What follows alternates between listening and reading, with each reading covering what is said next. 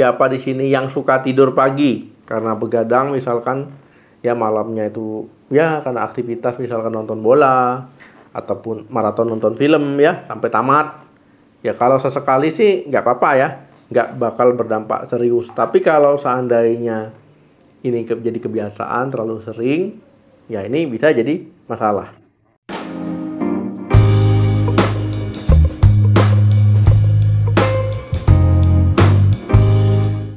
Halo, assalamualaikum warahmatullahi wabarakatuh. Tubuh kita itu punya mekanisme untuk mengatur siklus tidur dan juga siklus bangun ya.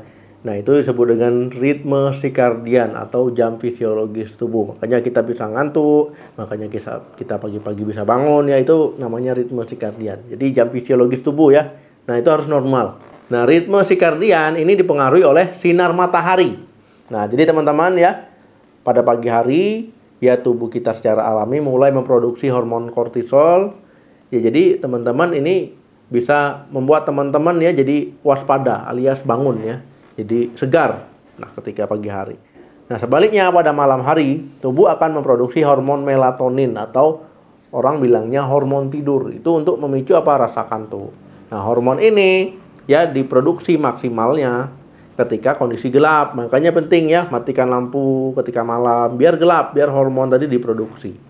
Nah, jadi biar teman-teman ngantuk, akhirnya tidur. Nah, kalau seandainya teman-teman misalkan matikan lampu gelap ya, tiba-tiba main handphone, nah nggak bisa ya. Hormon melatonin jadi nggak maksimal, bisa terganggu. Jadi benar-benar harus gelap, mata harus merem ya, nggak bisa melek-melek tapi gelap. Nah, teman-teman ya, kalau seandainya terbiasa tidur pada pagi hari, itu artinya teman-teman sudah melawan ritme sirkadian ataupun jam fisiologis tubuhnya. Ini berarti sudah teman-teman secara tidak langsung ataupun secara sengaja ya, teman-teman lawan siklus ini. Nah, kondisi ini bisa menimbulkan efek negatif. Nah, yang pertama, pusing dan sakit kepala. Jadi teman-teman ya, pola tidur yang tidak konsisten itu bisa mempengaruhi sirkulasi darah pada otak. Kemudian ada hubungannya dengan gangguan hormon pada tubuh ya. Nah, jadi ketidakseimbangan hormonal lah. Nah, ini apa teman-teman? Akhirnya apa? Bisa menyebabkan keluhan pusing, sakit kepala, kemudian karena kurangnya kuantitas dan kualitas tidur. Ya, ini besar efeknya memang. Efek sampingnya tidur di pagi hari juga bisa menyebabkan teman-teman ketegangan otot ya. Akhirnya menyebabkan masalah tadi ataupun memperburuk masalah tadi. Yang kedua, kelelahan. Nah, kenapa bisa jadi lelah? Ya, karena memang tidur di pagi hari bisa menyebabkan kurangnya paparan sinar matahari pada tubuh. Sinar matahari ini kan ya vitamin D ya. Vitamin D untuk tubuh kita. Ketika kekurangan vitamin D ya teman-teman bisa pegal-pegal, bisa ototnya nyeri-nyeri, ya ototnya nggak enak ya, nggak nyaman. Nah, karena memang ya sinar matahari ada hubungannya. Nah, seperti yang kita ketahui kalau kurang kualitas tidur, kuantitas tidur juga kurang, menyebabkan gangguan hormon, ketidakseimbangan hormon seperti yang saya jelaskan sebelumnya. Nah, jadi teman-teman bisa ya muncul nanti ngantuk pada siang hari, lesu, lelah, ya gangguan fokus, ya pokoknya ya gangguan aktivitas. Yang ketiga, perubahan suasana hati. Nah, normalnya ya kita tidur malam hari, bangun pagi hari, ya ini biar kita segar ya.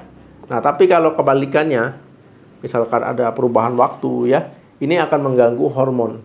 Nah, hormon termasuk hormon yang ada hubungannya dengan mood ya, suasana hati, serotonin ya, nah melatonin. Nah, hormon-hormon lainnya juga akhirnya apa? Bisa memicu perasaan lelah ya, cemas, kemudian gampang tersinggung, mudah marah ya.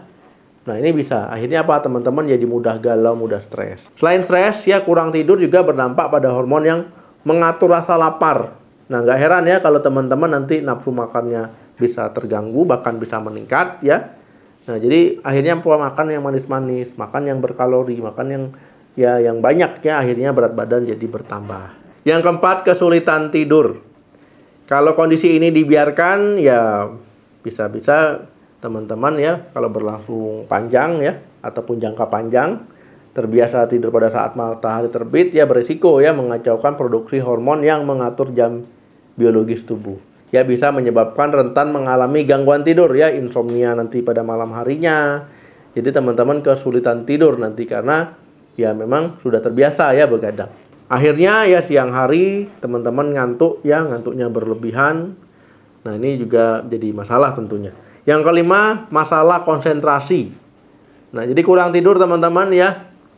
Teman-teman ya akan misalkan ya, teman-teman mau belajar, mau bekerja, ya itu bisa konsentrasinya terganggu ya. Nah, teman-teman akhirnya apa? Akhirnya teman-teman bisa mengalami selain gangguan konsentrasi dan juga memori, daya ingat. Nah, kelama-lamaan ya teman-teman fokusnya bisa terpengaruh, kemampuan untuk memecahkan masalah pengaruh ya. Nah, akhirnya apa? Akhirnya dalam jangka pendeknya teman-teman ya, nah itu bisa misalkan kecelakaan kerja itu bisa terjadi. Nah, jadi begadang sesekali nggak masalah, misalkan karena teman-teman kerja shift malam itu ya. Nah, tapi kalau sudah setiap malam, ya yang ditakutkan itu ya ada masalah nanti. Yang tentu ya ini bisa berdampak pada aktivitas kesehariannya. Intinya teman-teman ya begadang sesekali nggak masalah, tetapi kalau jangka panjang terlalu sering ya ini bisa mengganggu jam biologis tubuh atau ritme sirkadian tadi.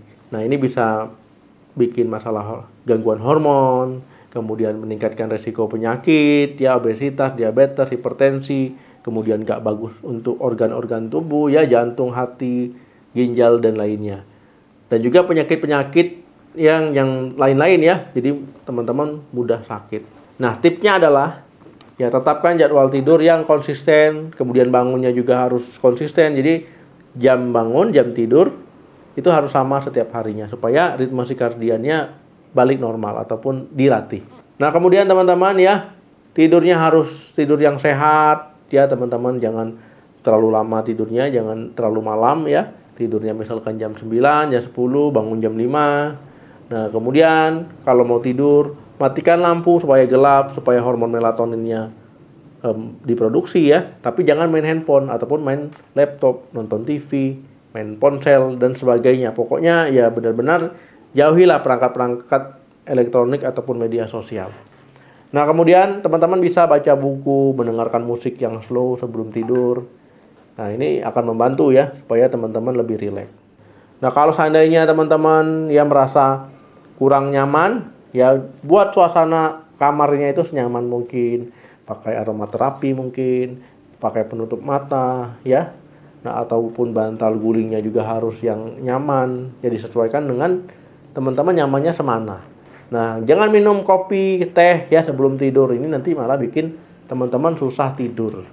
Dan yang terpenting adalah berubah gaya hidupnya jadi lebih sehat, atur pola makannya ya, kemudian atur olahraganya, jangan sampai nggak olahraga 30 menit sehari atau ya 150 menit satu minggu, itu penting teman-teman. Ya mungkin sekarang teman-teman ya merasa badannya masih sehat, tapi lama-lama ya sampai kapan sehatnya kan nggak tahu, jadi perlu dijaga. Oke teman-teman, semoga tips-tips tadi membantu, semoga bermanfaat. Ya terima kasih yang sudah nonton, yang sudah like, yang sudah subscribe channel ini. Sampai ketemu lagi. Salam sehat, sampai jumpa.